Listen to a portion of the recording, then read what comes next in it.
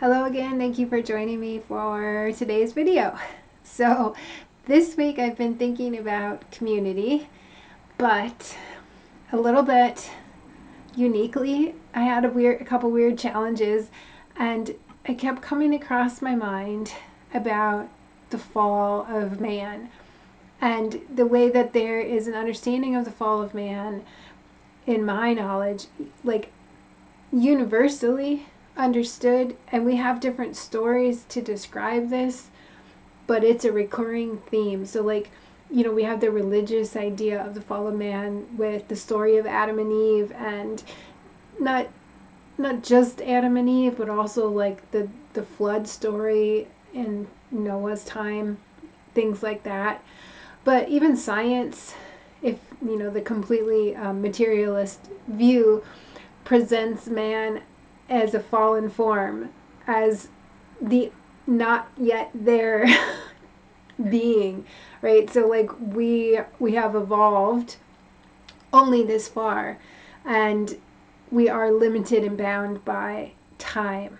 So we are a fallen creature in terms of the fact that we can't supersede time and the larger cosmos in that way, and this is as far as we've gotten.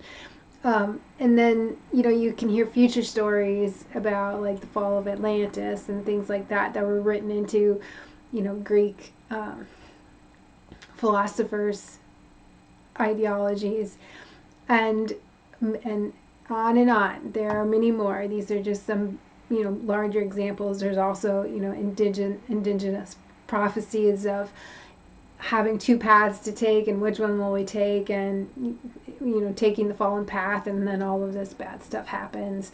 The ending of the clock in 2012, or the calendar in 2012, these ideas of humanity coming up against themselves essentially, and failing, and the consequences of that. And what I was thinking about was how this impacts our sense of community, and how we observe each other, and how much we shield each other, or shield ourselves from each other in the face of it. We will all walk around with a sense of this imprinting, where we're imprinted with the idea of not being good enough and needing to attain a level of goodness in some capacity so that things don't suck so bad. It is a really weird little trick of the mind that we're swirling in. And so this was playing out in my mind this week as I was trying to contemplate. And then even as I was thinking, well, what is the point of even talking about this in a video? Isn't this just kind of obvious stuff, but I feel though, because the imprint is so intense, it's so intense that we aren't good enough as a species, that we kind of suck a little bit as a species. This idea of the fragility of the human being as a body type, as an experiencer of the world. And it's like modern society. What is modern society turned into? Like we exchange the physical suffering that we might experience in the wild, in battling animals and hunting and different things like that, the realms of not having a brick wall between us and a storm, for example, or a basement between us and a storm. So we've exchanged some of those physical dangers and discomforts for mental and psychological discomfort. So the suffering is there regardless. We've just changed it to a different kind of suffering. And so how do you get to the root of what that suffering is when it seems like there's so much capacity to mirror constantly what isn't working, what isn't good enough, blaming, shaming, all of the reasons why we're not there yet. We're not there yet because we're not evolved. We're not there yet because we're sinful. We're not there yet because some people are greedy. We're not there yet because we tried it once and blew up the planet. These ideas of, we're not there yet because we're separated from God. We're not there yet because duality. We'll have a reason for it in every step of any avenue you would investigate. There's a reason for suffering. There's a place to point your finger and say, this is why we're suffering. It was because of this. And it can really get a hold of you, this idea of being beholden. And soul traps. I forgot about that one. Simulation, Matrix. You're trapped in the Matrix.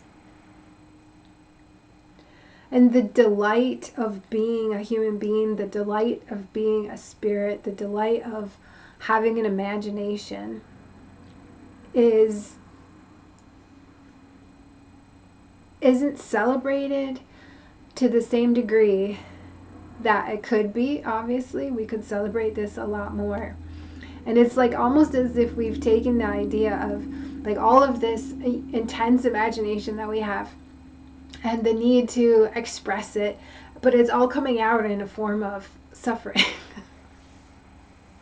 Like how imaginative we can be with the idea of suffering and condemnation and judgment and fearfulness, and the inability to really move beyond that because we see it as something that has to be done collectively. We are experiencing collective suffering by way of these stories which account for the whole of the species. And so we wait for the whole of the species to come out of that state and then limit ourselves by that thought. And somehow you have to get to the point where you're able to individuate. It's almost as if it is like, the imprint, if you understand everything is done for you as opposed to, orchestrated not for you, which you're not hard to kill, so that doesn't actually make sense. So if it's for you, if it's an evolutionary trigger to get you to individuate so that the fullness of your own presence and influence on your body and then therefore your life and your relationships can be rebuilt through that instigatory emphasis. I think it's a little bit of a catalyst for part of this weird way that reality works. The body in motion stays in motion. The nature of a thing kind of karmically just continues on the path unless a force acts against it to make it do something different. And I think that's the only thing that really makes sense to me, why those stories are such a huge part of our narrative. And then the trick there is understanding that if you do not individuate to some degree, and now when I say individuate, I do not mean fuck everyone, I'm the only one that matters, I no longer care about everything else, but actually taking an inner examination of self, what you're experiencing in terms of your own density and the karma, the patterns, the habits that you are replaying in the body, so much so that you're not seeing potential anymore. So the larger energetic sphere is not just so much about, you're not paying attention maybe to other people, but you're not paying attention to the larger potential of reality itself when you're too caught up in the patterns of that idea, that imprinting, that we are a species kind of stuck together. I think part of the way we get out of that is that more people individuate enough to access potential again and bring it in and call it in to the collective in a way that is accessible to more people, and then might spur a larger creative evolution and revolution of ideas and possibilities and moving and solving the problems of suffering more realistically than we have been, because we really haven't been solving some of those the obvious frailties that we have. We just exchange them for other frailties, and the level from on a scale of 1 to 10 of our fragility is still there. So that is like perfect ripe opportunity for catalyzing a new way of interacting with reality. And then the more people that do that, now you have new information that can be garnered and gathered and spark new ideas and creative potentials. And I think that makes like community an exciting thing again, as opposed to what so many people are missing, because you can't be authentic so often, or it's hard to hold space in a communal setting where you might be judged for ridiculous things that have nothing to do with your say-so. Environmental toxins and poverty and things like that affect your body. They affect your mind. They affect your mood. They affect your energy levels, and all of that affects what are you producing in the world, right? And to be judged on those things as opposed to the content of your vast intelligence, which your soul contains, can make life kind of like sucky. And we can make it better for each other as we show up authentically in that way and allow others to go through the process of individuating.